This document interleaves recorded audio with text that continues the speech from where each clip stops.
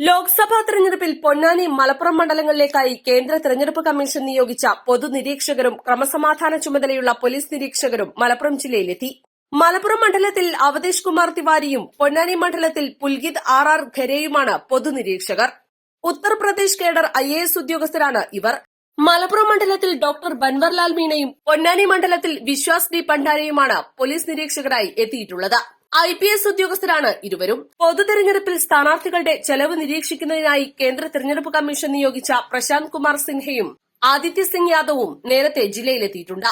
ജില്ലയിലെത്തിയ നിരീക്ഷകർ ജില്ലാ തെരഞ്ഞെടുപ്പ് ഉദ്യോഗസ്ഥനായ ജില്ലാ കളക്ടർ VR വിനോദ്, ജില്ലാ പോലീസ് മേധാവി S ശശിധരൻ എന്നിവരുമായി കൂടിക്കാഴ്ച നടത്തി.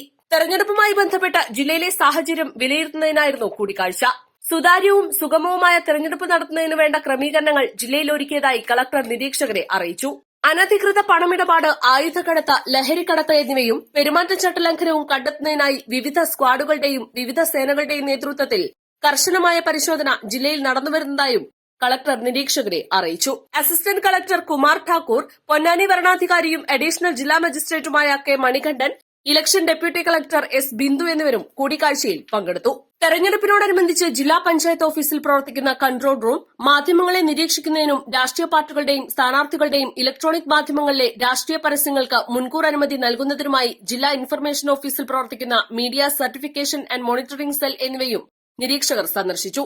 പൊതുജനങ്ങൾക്കും രാഷ്ട്രീയ പാർട്ടികൾക്കും നേരിട്ടും ഫോൺ മുഖേനയും നിരീക്ഷകരെ ബന്ധപ്പെടാം. East live, Malappuram.